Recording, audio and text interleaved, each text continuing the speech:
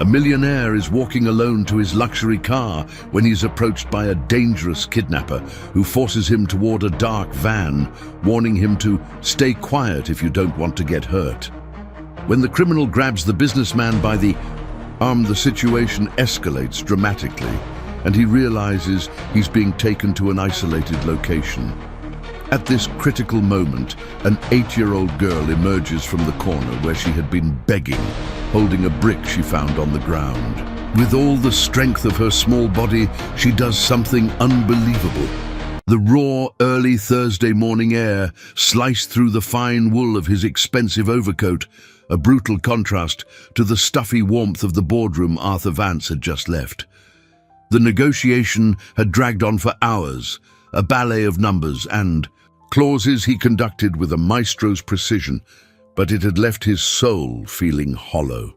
His Italian leather shoes, normally silent on the plush carpets of his corporate empire, echoed with a ghostly loneliness in the deserted parking garage. The smell of damp asphalt and the pale glow of the few security lights created an atmosphere that felt alien to him, almost menacing. Arthur didn't belong in places like this, not at this hour. His world was one of mirrored glass, polished mahogany, and the gentle hum of success. Here, he was just a man, vulnerable beneath a starless sky. He quickened his pace toward his car, a luxury sedan that looked like a black panther sleeping amidst the grey concrete. The desire to get home, to sink into the comforting silence of his penthouse, was almost a physical ache. That was when a shadow moved near one of the support pillars. Arthur stopped, his heart giving an uncomfortable lurch in his chest. His mind, trained to assess financial risk, was slow to process physical danger. He frowned, thinking it was a night guard, maybe a late-working employee. But the figure that emerged wore no uniform. It was a burly man, his face obscured by a hoodie, and his eyes glinted with a predatory intensity that sent a chill down Arthur's spine. "Evening, Mr. Vance." The voice was hoarse, a rough whisper that tore through the silence. "You're coming with me, quietly, if you don't want to get hurt." Arthur froze. This wasn't real. It was a scene from a movie, something that happened to other people on distant news reports.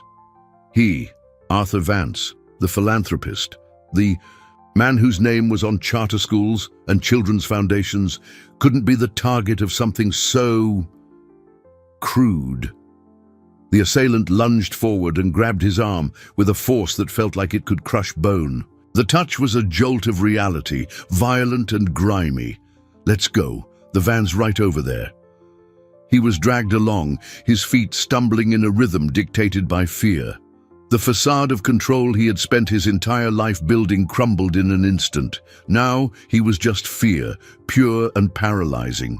The dark van, parked strategically near the garage exit, looked like an open mouth ready to swallow him whole. Across the street, huddled by a dumpster, a small figure watched. Leah, 8 years old, recognized the man in the nice coat. He was the man who every Tuesday and Thursday without fail would stop his elegant car and give her a shiny quarter and sometimes a pastry wrapped in a napkin. Her eyes, accustomed to the harshness of the streets, saw what no one else did, kindness being dragged into the dark. The man relaxed his guard for a second, yanking open the van door and shoving Arthur inside. In that instant of inattention, Leah acted. Her small, soot-stained hand closed around a loose brick from the sidewalk. There was no thought, only a ferocious instinct to protect the one source of gentleness in her desolate world. With the strength that survival had given her, she hurled the brick. The object flew through the silent night air and struck the assailant's head with a sickening, hollow thud. The man let out a grunt of pain, staggering sideways, completely disoriented. The hand holding Arthur loosened. The van door was still open. The world seemed to stop, suspended in a tense silence, broken only by Arthur's ragged breathing. He was free, staring at his collapsed attacker and then into the darkness from where his unexpected salvation had come. He could barely breathe. his brain trying to comprehend what had just happened when he saw a pair of huge, frightened eyes staring at him from behind a pillar. The sound of the brick hitting the man's skull had been sharp, an ugly crack that echoed in the garages. Silence. For a second, the three of them were frozen in a surreal tableau, the attacker slumping to the side, hand to his head, a glazed look of confusion in his eyes. Arthur, heart hammering against his ribs, feeling the cold rush of freedom, and the girl, Leah, a tiny, trembling silhouette behind the concrete pillar, her eyes wide with a mixture of fear and defiance. The spell was broken by the man's groan. The instinct for self-preservation, buried by panic moments before, finally surfaced in Arthur. With a movement that surprised himself, he launched himself at the staggering assailant, using his body weight to bring him down to the pavement for good. He was not a fighter, but adrenaline gave him a strength he didn't know he possessed. He pressed his knee into the man's back as the man barely struggled and fumbled for his phone in his coat pocket with a shaking hand. The 911 operator's voice sounded distant, as if from another world. Arthur could barely form coherent sentences, babbling the address, talking about an attempted kidnapping, about a man on the ground. In minutes that felt like an eternity, the silence was shattered by the piercing wail of approaching sirens. Red and blue lights swept across the parking garage, painting the scene in hues of urgency and chaos. Police officers emerged from their patrol car, weapons drawn, and the situation, once a personal and silent nightmare, became an official procedure. As the officers handcuffed the now semi-conscious assailant, Arthur's adrenaline began to subside, replaced by an overwhelming wave of gratitude. His gaze swept the area and found the girl still huddled, ready to bolt at any moment. He approached slowly, hands raised, as one might approach a frightened animal. "Don't run," he said, his voice thick with an emotion he couldn't name. You saved me." Leah watched him, wary. Her hair was matted, her face smudged with dirt, but her eyes held a startling clarity. Arthur pulled his wallet from his pocket. His mind, conditioned to solve problems with money, defaulted to its factory settings. "I want to thank you. I want to give you a reward. Anything, money, a home, food, whatever you want, it's yours." He held out a thick fold of $100 bills, enough to change anyone's life. The girl looked at the money, then at his face. She shook her head, a barely perceptible motion. In a shy voice, almost a whisper, she spoke the words that would dismantle Arthur's world. "You don't have to. You were always nice to me.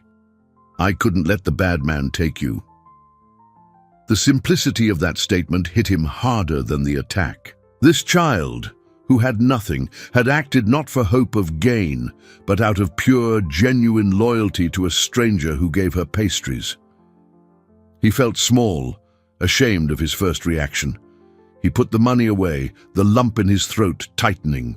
He saw now, with a painful clarity, that she had no idea of the gravity of what she had done. To her, it was a simple act of reciprocation. To the real world, it was a declaration of war against dangerous people. As he was thinking about how to protect her, the officers hauled the attacker to his feet to lead him to the patrol car. The man, now more alert, scanned the scene, and his gaze locked onto Leah. For an instant, a spark of pure hatred flared in his eyes. He leaned toward her, and before an officer shoved him into the car, his hoarse voice cut through the air with a hissing venom. "I know who you are, little rat, and I know where to find you." The assailant's words hung in the cold air, an invisible poison that seeped into Arthur's lungs. "I know where to find you."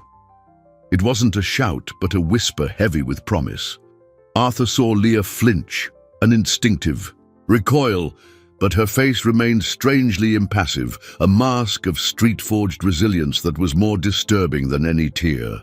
The officers pushed the man into the squad car and slammed the door with a metallic thud, but his threat remained, echoing in the silence that followed. Arthur felt a chill that had nothing to do with the night's temperature. He looked at the girl, at her fragility and her unnerving strength, and a terrible certainty washed over him. The nightmare hadn't ended when he broke free. It was just beginning, and now she was at its center. At the precinct, the smell of stale coffee and disinfectant hung in the air. The fluorescent lights hummed mercilessly, revealing the smudges on Leah's face and the profound exhaustion in Arthur's eyes. He gave his statement to a middle-aged sergeant, a woman named Miller, whose eyes conveyed a mixture of compassion and weariness. He recounted the facts with an executive's precision, but his voice wavered when he mentioned the criminal's final threat. "We'll file a report on the threat, Mr. Vance," Sergeant Miller said, jotting it down on a form. "But, to be honest, it's his word against yours. And with his record, it probably won't add much to his sentence. The important thing is he's in custody." "For how long?" Arthur pressed, his anxiety mounting. "Men like that don't stay locked up for long." The sergeant sighed, a sound that held years of frustration with the system. "We'll do our best. And the girl, she needs to be seen by Child Protective Services. We can have someone reach out in the morning." Arthur looked over at Leah, who was sitting in a plastic chair, her small legs barely touching the floor. She watched everything with a stillness that unnerved him. Child Protective Services, foster homes. He knew the system. He funded parts of it. He knew its slowness, its bureaucracy, the cracks through which children like Leah could fall. The threat wasn't for tomorrow morning. It was for now. When the procedures were finally over, it was past 4 a.m. Arthur knelt in front of Leah. "I'm going to take you home now, okay? You just tell me where it is, and my driver will take us." She met his gaze with her large, serious eyes. "I don't have a home." The simple sentence, delivered without a trace of self-pity, hit Arthur like a physical blow. He blinked, trying to process it. "What about your parents? Where are they?" "Don't have any," she replied, with the same casualness someone might say they don't have a coat. In that moment, Arthur Vance's world, built on pillars of logic, control, and detached philanthropy, crumbled. He didn't see a statistic or a case for social services. He saw a child, an 8-year-old hero who was utterly alone and had just painted a target on her back to save him. A wave of responsibility, as powerful and overwhelming as the fear he'd felt hours earlier, washed over him. He couldn't hand her over to a system that might protect her or might not. "Right," he said, his voice firm for the first time that night. "Then you're coming with me. We're going somewhere safe for now." He took her to a discreet hotel, far from his usual haunts. The girl was mesmerized by the elevator, the soft carpet, the big white bed. For a moment, Arthur felt a flicker of normalcy, the satisfaction of providing comfort. He left her in the room, locked the door, and stepped into the hallway to call his head of security, arranging for discreet surveillance on the location. When he returned a few minutes later, he saw something on the doormat in front of the room's door. He bent down, confused, and his blood ran cold. There, small and still, was a dead rat, carefully placed right in the center of the mat. The message was unmistakable. They already knew where she was.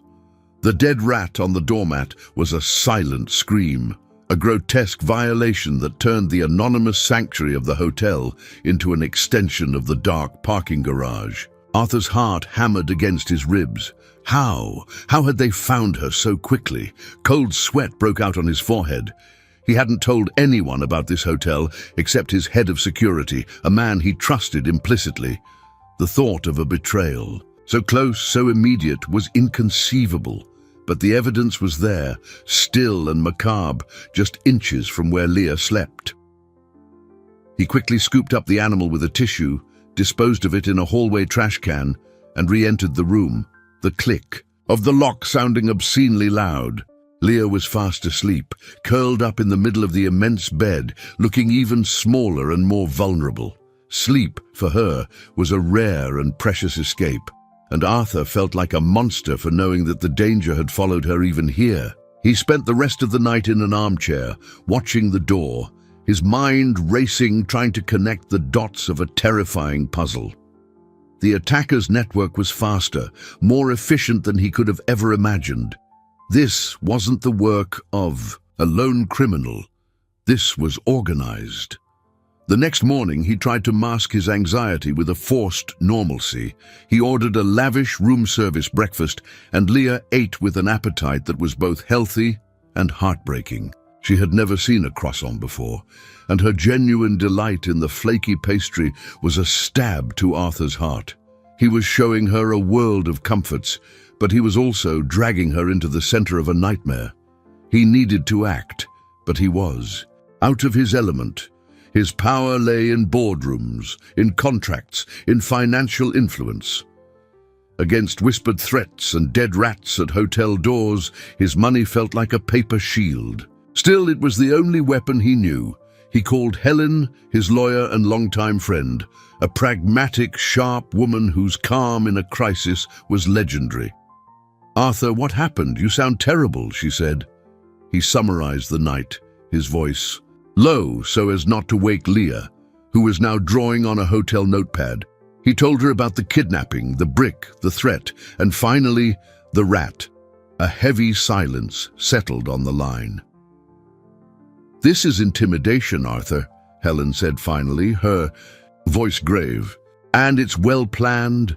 They're testing you. They want to see how far you'll go to protect this girl. They know who you are. They know you have resources. Maybe they want money to leave her alone. I'll pay. Whatever it takes," Arthur said without hesitation. "It might not be that simple," Helen warned.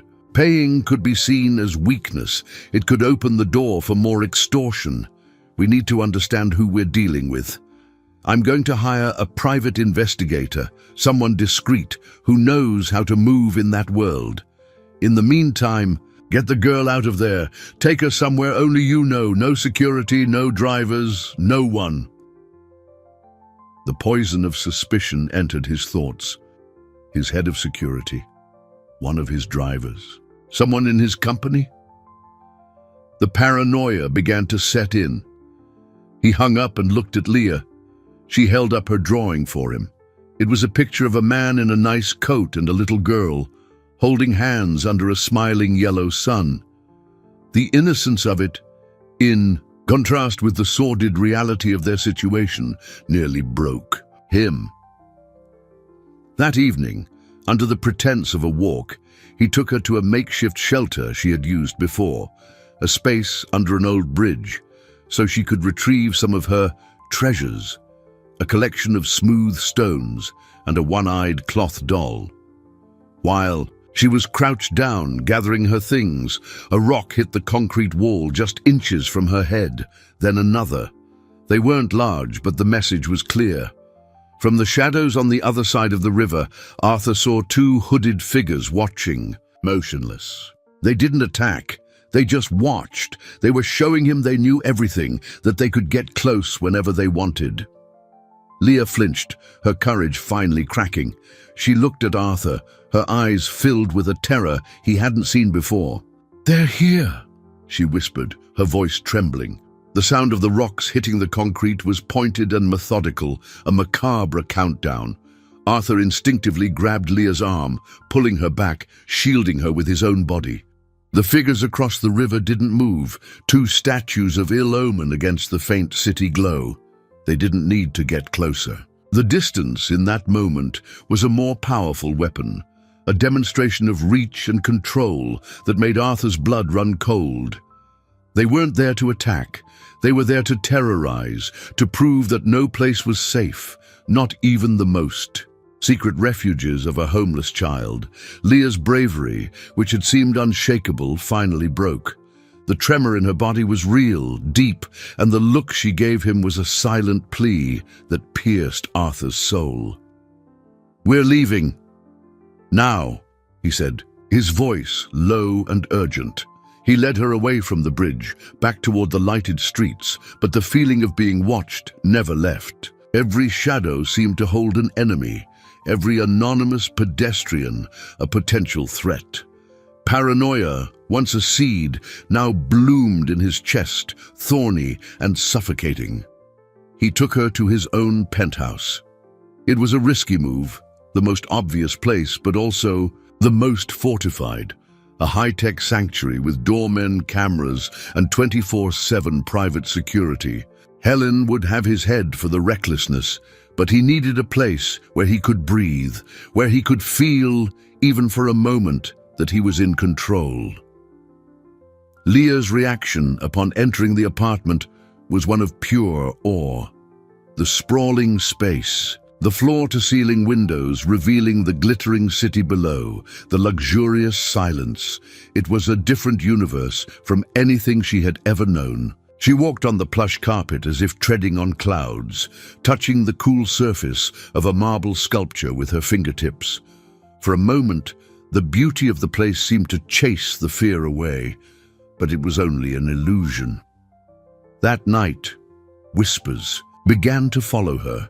While Arthur was on the phone with the private investigator Helen had hired, a man named Cole, Leah came running from the living room, her face pale.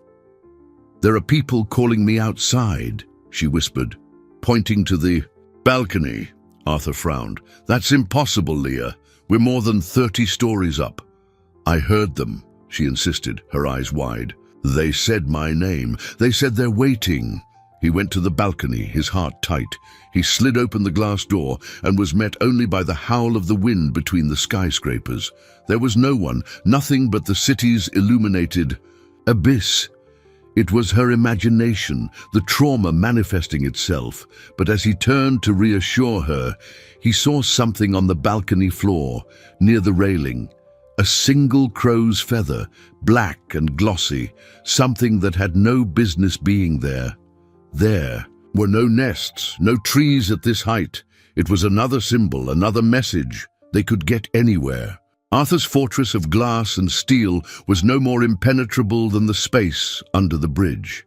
The days that followed were a psychological torture. Arthur tried to create a routine for Leah. He bought her new clothes, children's books, toys. He tried to fill the oppressive silence of the apartment with laughter, but the tension was palpable. The girl barely slept. She had nightmares and would wake up screaming. The shadows in the corners of the apartment seemed to move, and the wind sounded like threatening whispers. She began to refuse to be alone, even for a minute, trailing Arthur everywhere like a small shadow of fear. The situation reached a new level of cruelty one afternoon when, as they were watching a cartoon on television, Arthur's cell phone rang. Unknown number. He hesitated, then answered. There was no voice, only the sound of a recording. It was the lullaby Leah's mother used to sing to her, a tune she had hummed softly once when she thought Arthur wasn't listening. The childish melody, distorted and repeated in a sinister loop, was the vilest of threats.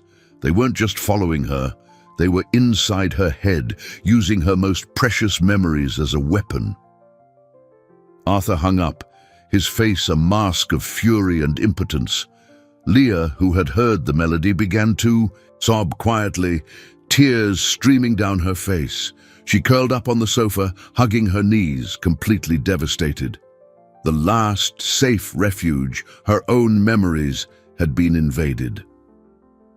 The distorted lullaby was the final straw.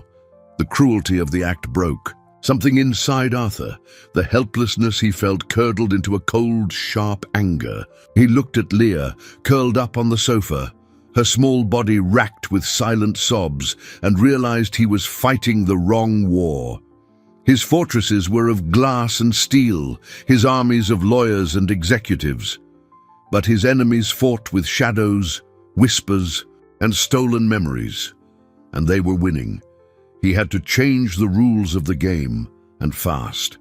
He called Cole, the private investigator. "I don't want reports anymore. I don't want discretion. I want answers, and I want them now." Arthur said, his voice low but vibrating with an intensity that surprised Cole himself.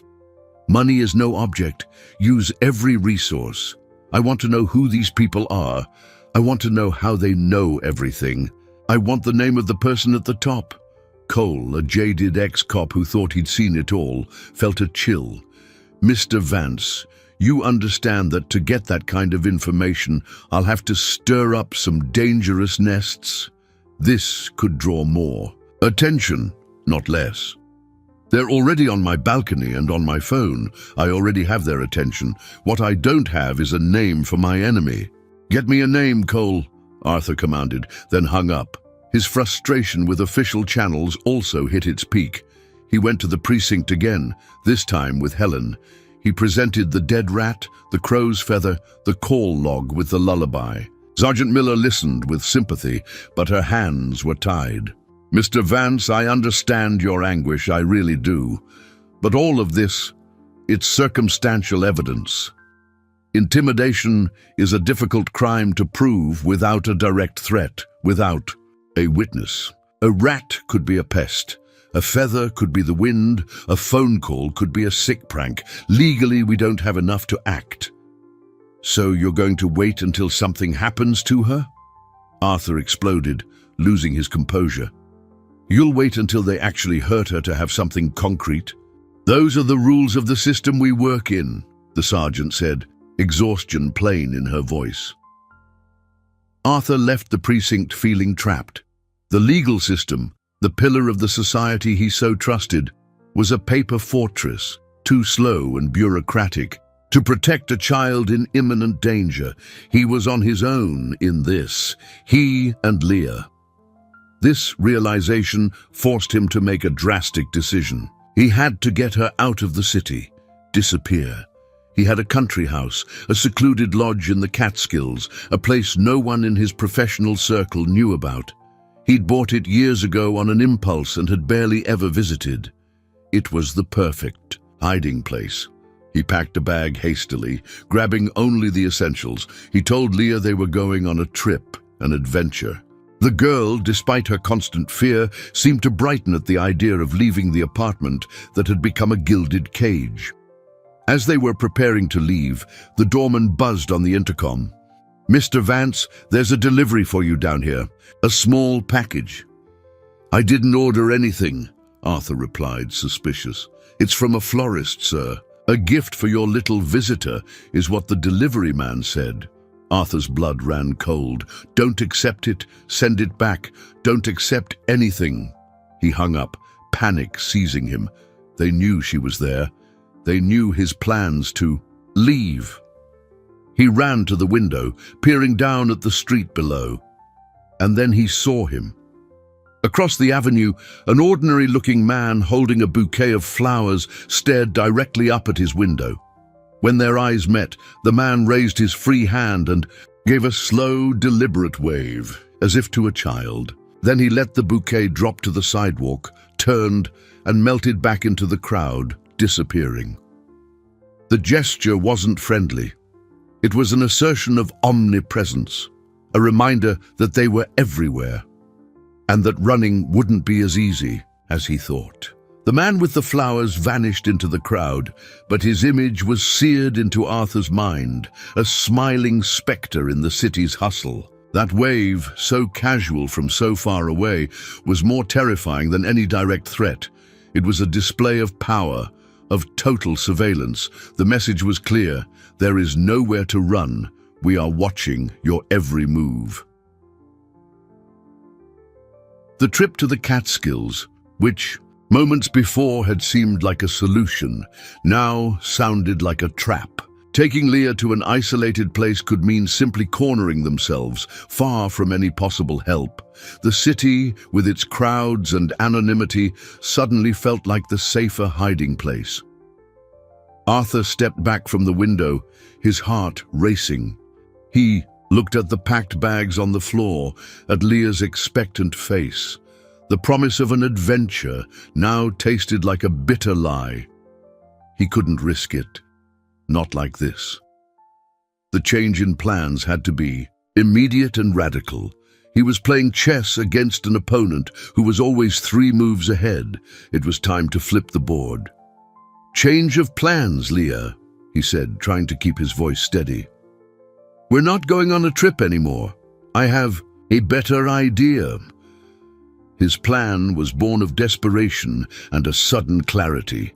If he couldn't hide from them, he would drag them into the light. He would use the one weapon they wouldn't expect from him: public exposure.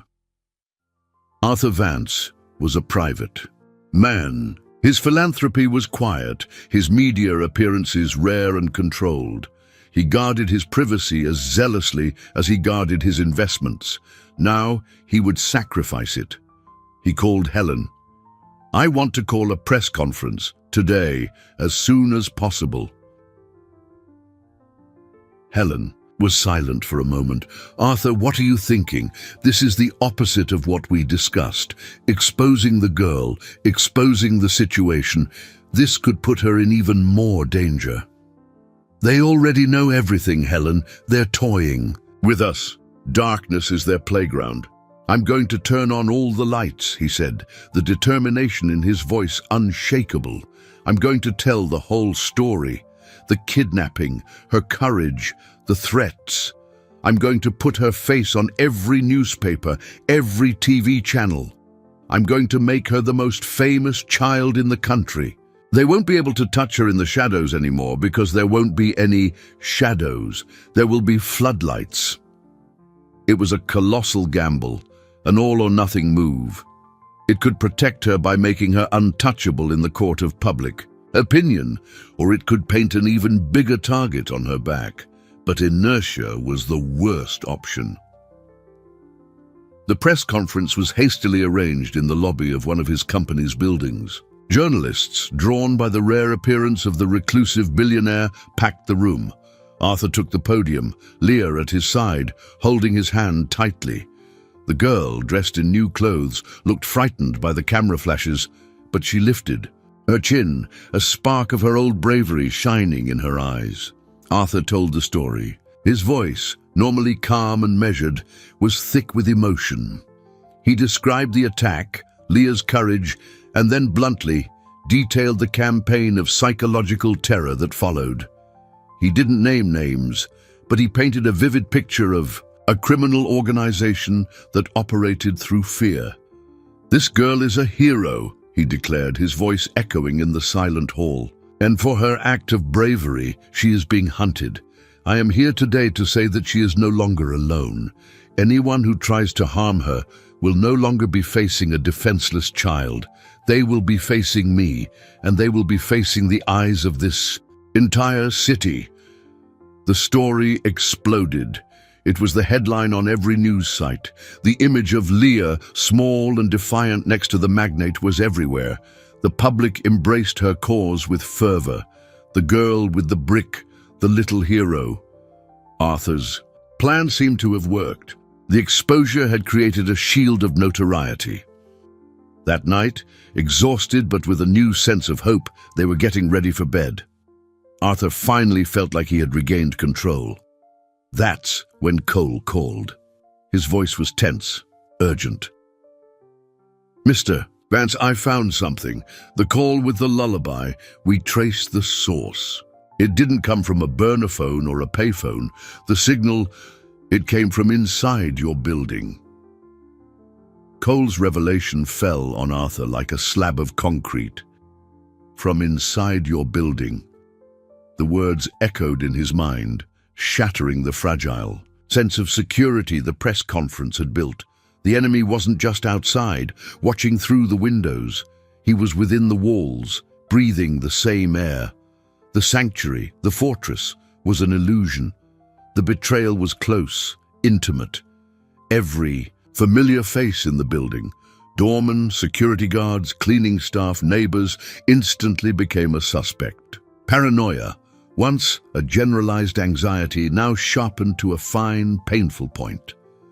He looked at Leah, who had fallen asleep on the sofa, exhausted from the turbulent day. The public exposure he had orchestrated to protect her now seemed like a double-edged sword. He had made her famous, yes, but he had also publicly confirmed her location, placing her center stage in a theater where one of the actors was a traitor hiding in plain sight. Anger gave way to a cold fear. He had grossly underestimated the reach and infiltration of his adversaries. "Cole, who?" Arthur whispered into the phone, walking to the farthest corner of the apartment as if the walls themselves might be listening.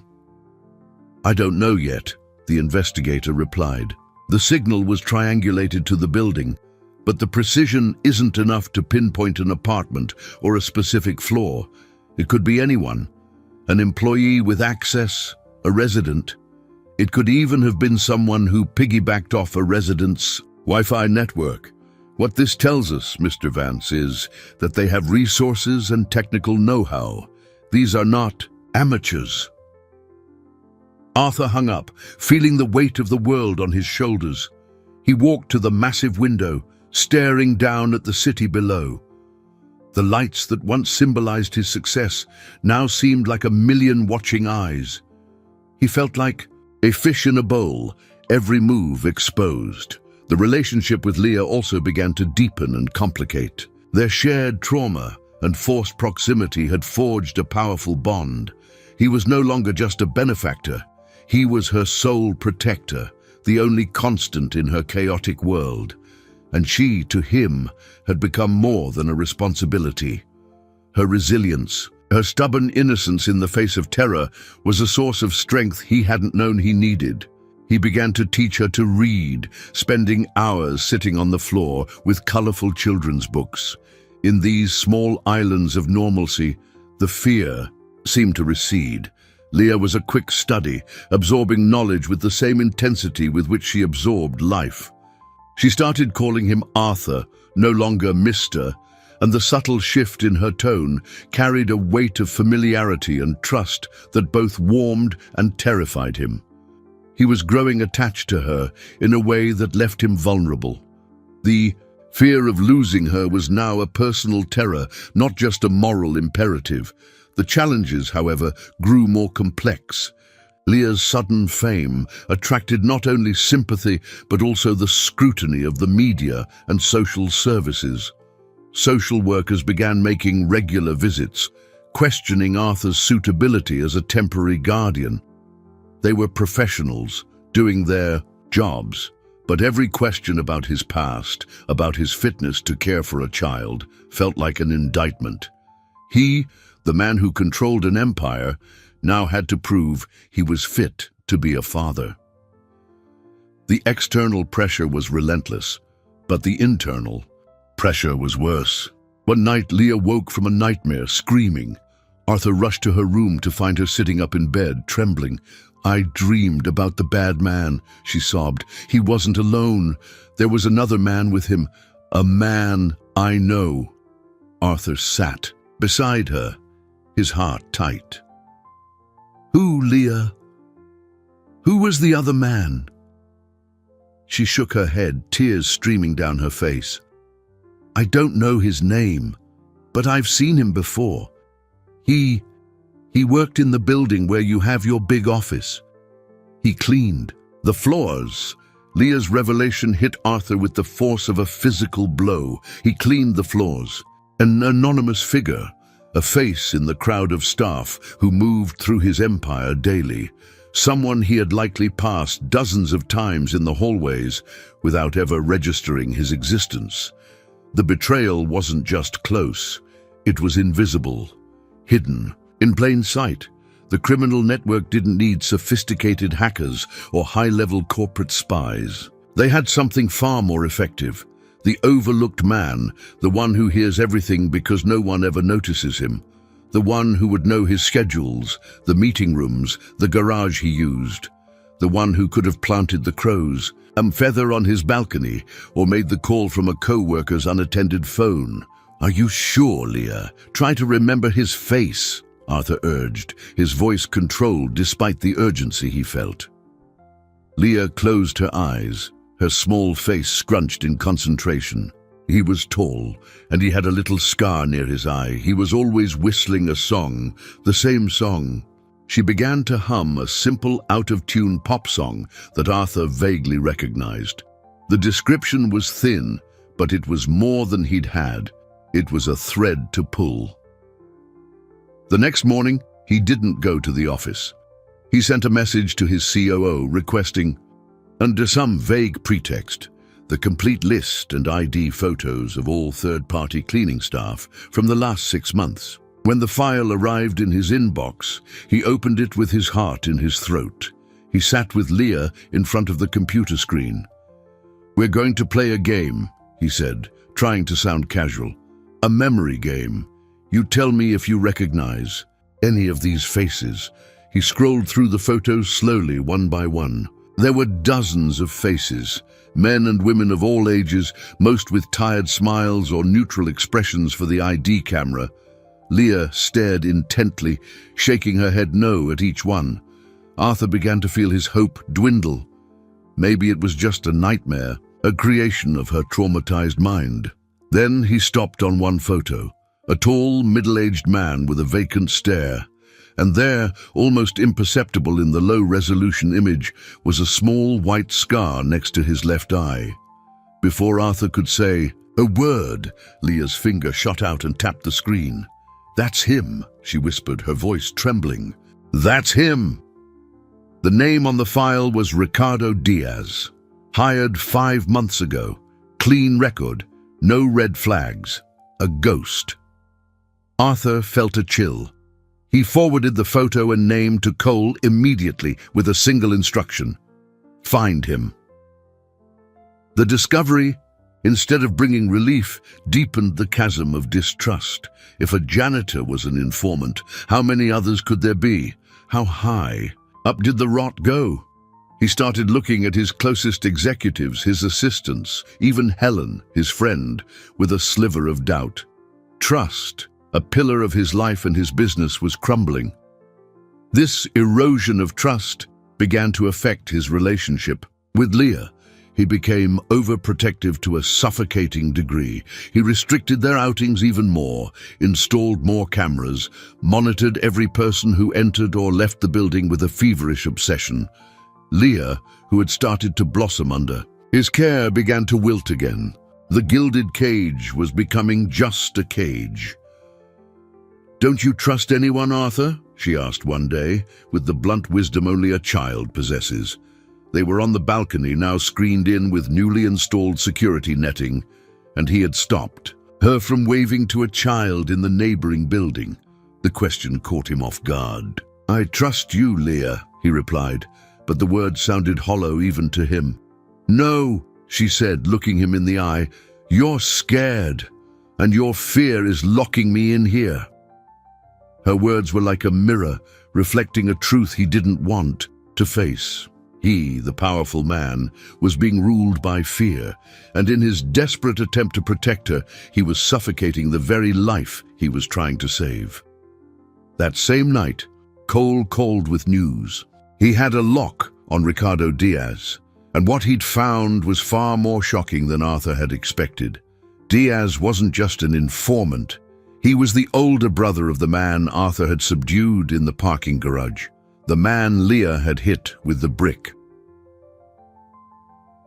Anfidi, revenge wasn't just about a foiled kidnapping. It was personal.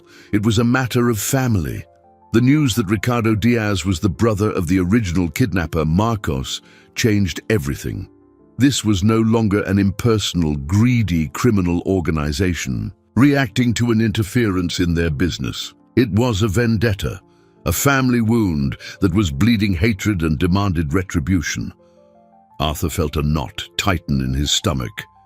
He and Leah hadn't just stumbled into a criminal operation.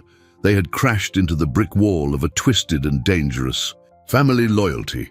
It explained the persistence, the psychological cruelty, the personal nature of the threats. Each act of intimidation wasn't just a warning, but a punishment. "Where is he, Cole?" Arthur asked, his voice tense. "Vanished," the investigator replied.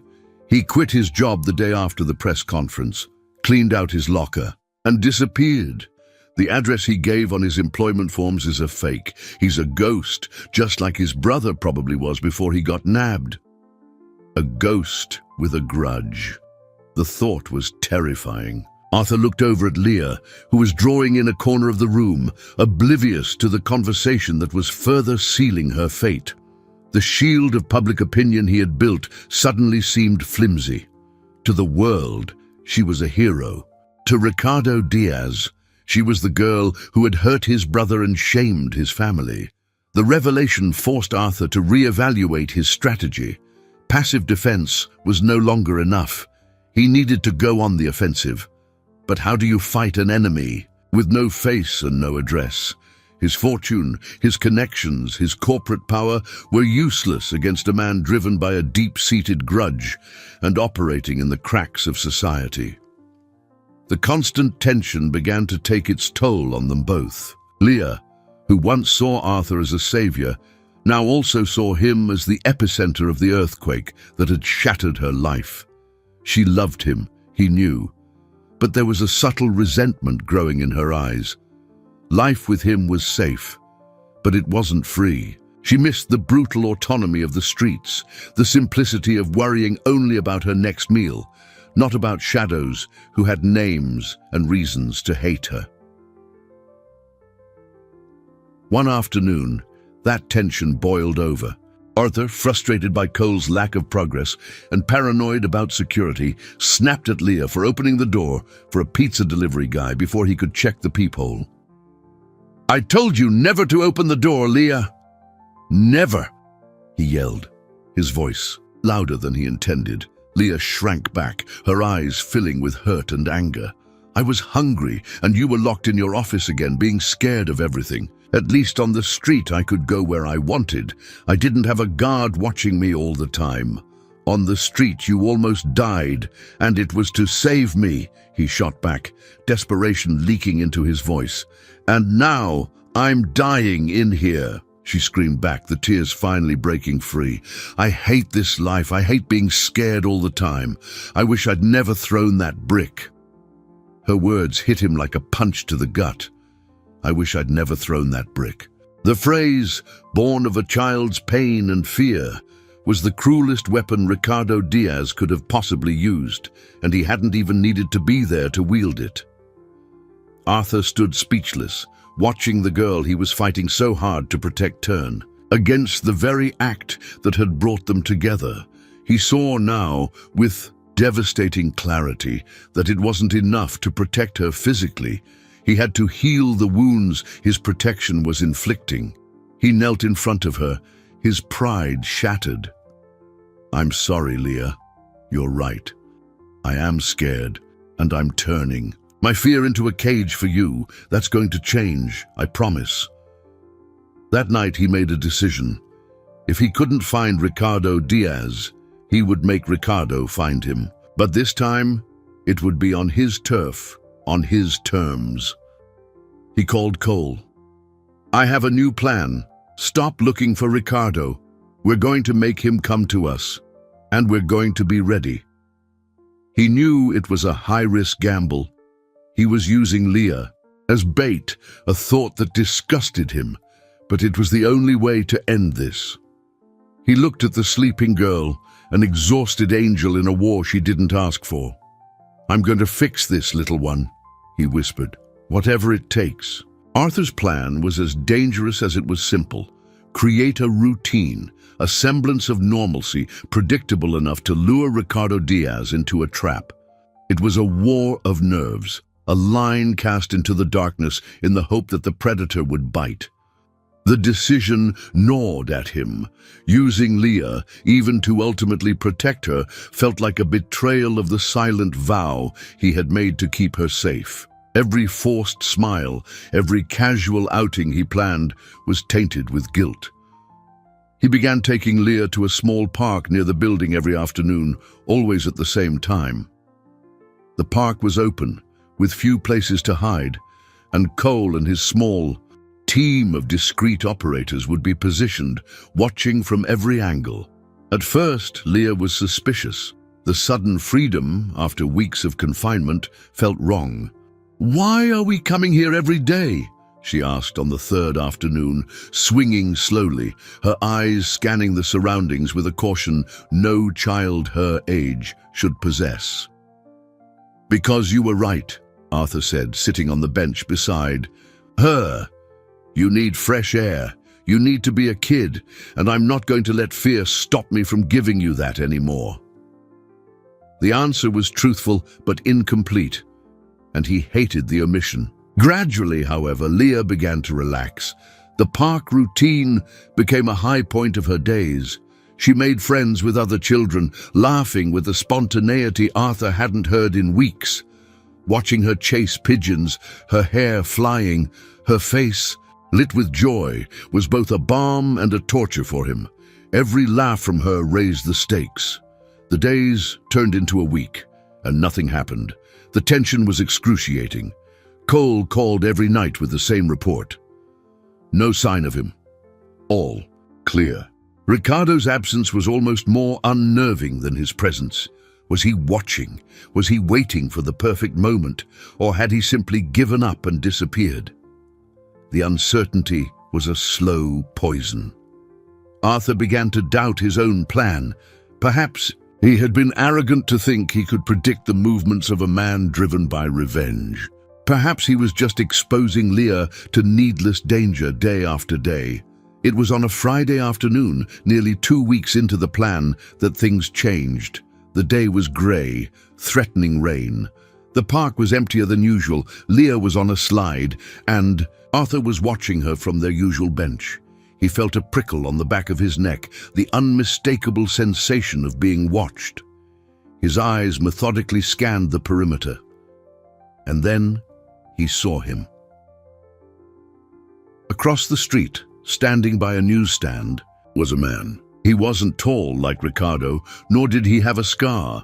He was an ordinary, harmless-looking man reading a newspaper, but he wasn't turning the pages. And his eyes weren't on the paper, they were fixed on the park, fixed on Leah. Arthur took out his phone and sent a coded text to Cole. "Observer, newsstand, east." The reply came in seconds. "Spotted, not our guy. Stay calm. Could be a scout." A scout. The gears of the trap were finally turning. Arthur felt a surge of adrenaline and fear. He had to maintain normalcy. Any sign of panic could spook the target. He forced a smile and waved at Leah, who grinned back, oblivious to the gathering storm. The man at the newsstand folded his paper, tucked it under his arm, and began walking slowly, not toward the park, but away from it. Cole's voice whispered in the earpiece Arthur was wearing, "He's on the move. We're on him. Stay put. Maintain the routine." But something was wrong. Arthur felt it in his bones. It was too easy. A single scout, so obvious. It wasn't their style. It was a feint, a distraction. His eyes shot back to the park, scanning every corner, every face. And that's when he saw him. Not across the street, but in the park. An ice cream vendor he had never seen before. He was pushing his cart slowly, approaching the playground area. He was tall, and as he turned slightly to serve a child, the flat afternoon light caught a small white scar next to his left eye. It was Ricardo. And he was less than 30 feet from Leah. Arthur's world contracted, narrowing into a tunnel of dread that had Ricardo Diaz at one end and Leah at the other, the ice cream man. The perfect bait, the camouflage of normalcy. The scout across the street had been a masterstroke. A chess piece moved to draw the eye from the real attack. Cole and his team were blind, chasing a ghost while the wolf entered the pen. For a moment, panic paralyzed Arthur. His muscles locked, his breath caught in his chest. Yell?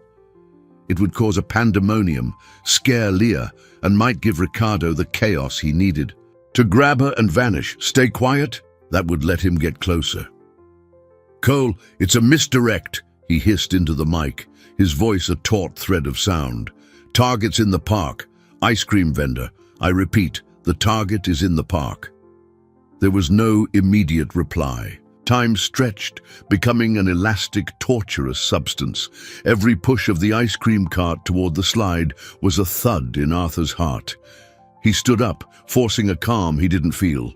He had to get to her first. He started walking, hands in his, pockets to hide their shaking, his pace measured so as not to break into a run. "Leah!" he called out, his voice sounding unnaturally loud in the still air. "Almost time to go." Ricardo heard him. His head snapped in Arthur's direction, and for a fraction of a second, their eyes met over the heads of the children. The disguise fell away. The expression on Ricardo's face was no longer that of a friendly vendor. It was a mask of pure, concentrated hatred. He abandoned the cart and took 2 quick steps toward Leah. The silent race had begun. Arthur dropped the facade and ran, the sound of his expensive shoes slapping against the pavement, an alarm that made a few mothers turn. "Leah, get over here, now!" But Ricardo was faster, closer. He reached out to grab Leah's arm. In that moment, the girl, who was about to smile at the vendor, saw his face up close. It wasn't the scar she recognized first, but the look in his eyes.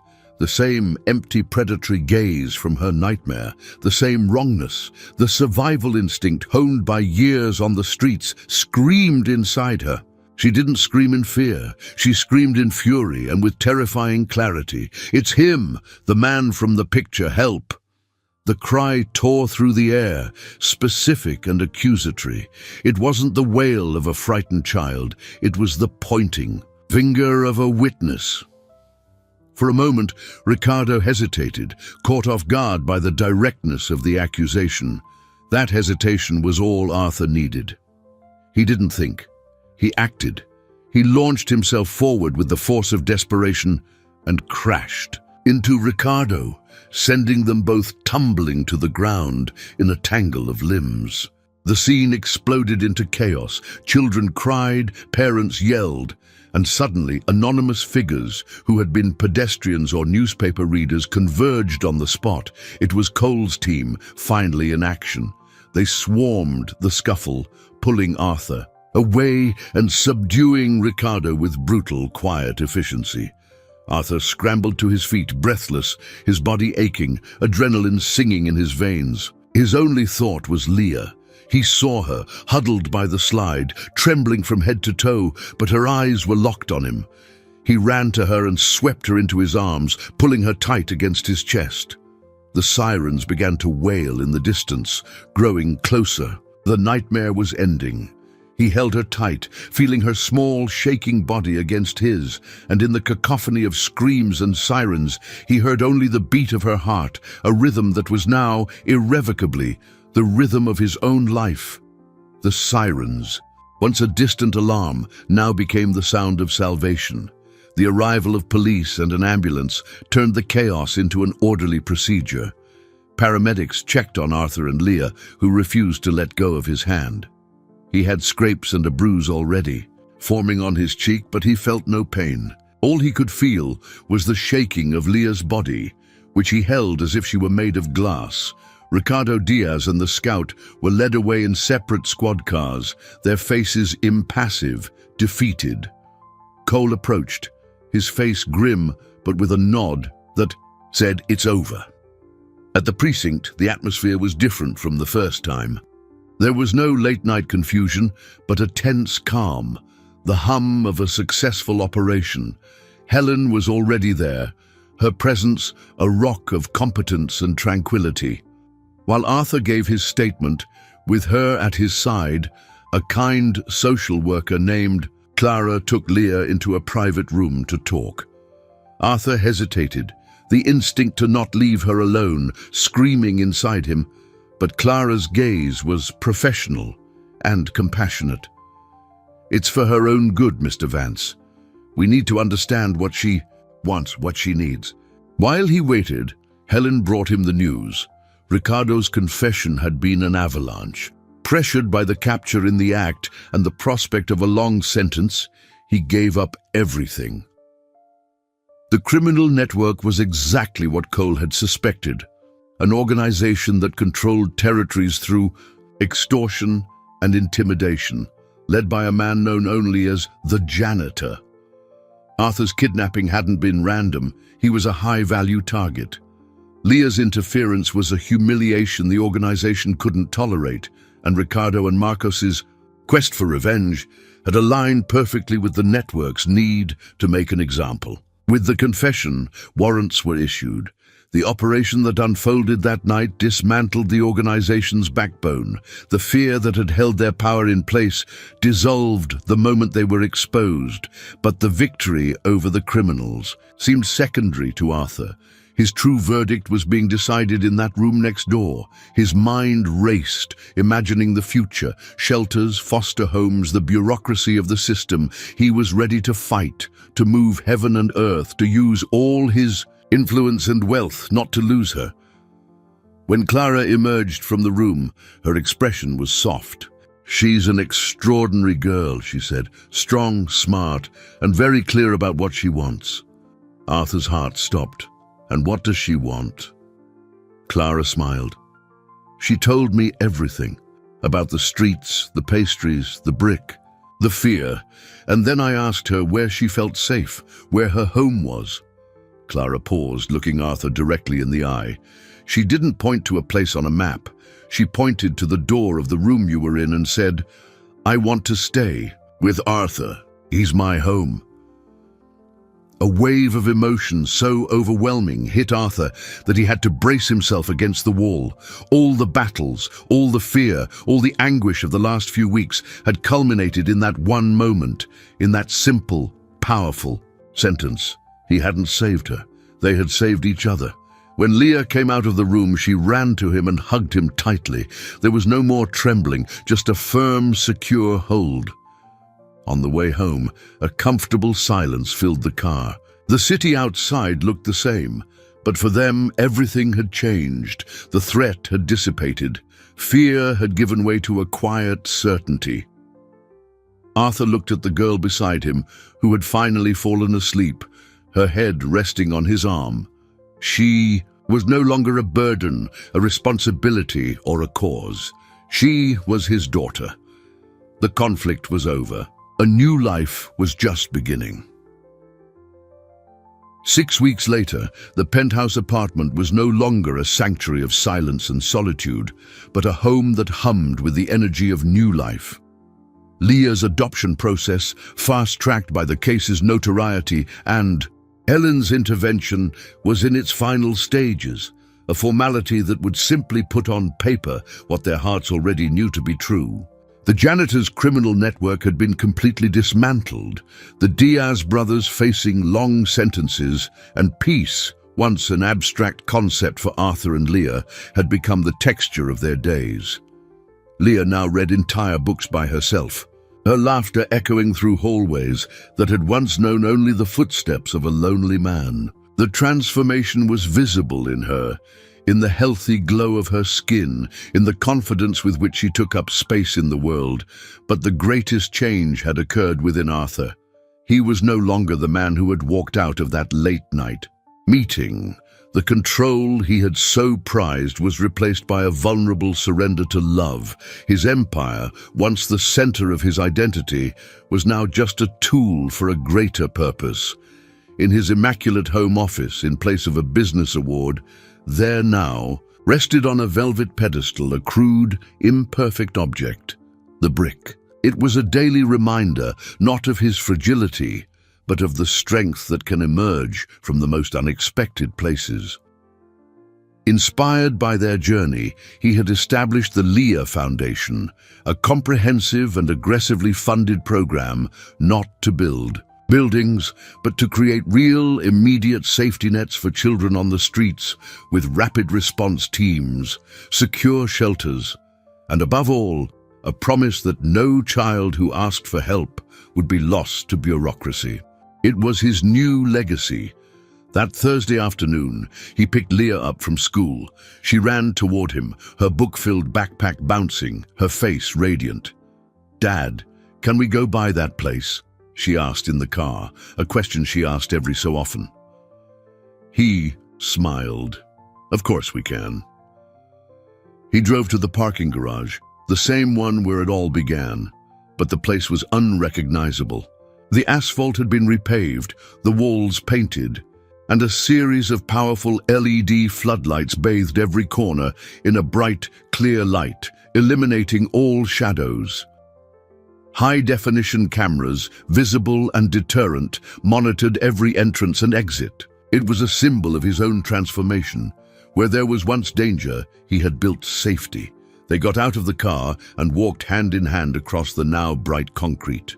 Arthur stopped at the exact spot where the dark van had been parked. "Do you remember this place, Leah?" She looked around, her eyes large and serene. There was no fear in them, only memory. "I remember, but it doesn't scare me anymore. It's just a place." She then pointed to the corner across the street. "That's where I used to stand, waiting for the nice man in the nice car." Arthur felt a lump form in his throat. He knelt in front of her, getting down to her eye level. That, men didn't know it, but he was the one who was waiting for a hero to save him. Leah beamed, a genuine smile that lit up her entire face. She hugged him tightly, and in that embrace, in the middle of the transformed parking garage, the circle was complete. Arthur Vance had learned that true wealth wasn't in his vaults, but in the courage to fight for the one who saved him. And Leah, the girl who threw a brick to protect kindness, discovered that the bravest act of her life had not only saved a man, but had built for herself the home she had always dreamed of. The greatest heroism, they both understood, lies not in the absence of fear, but in the decision to act in spite of it, proving that sometimes the smallest hands can rebuild the world.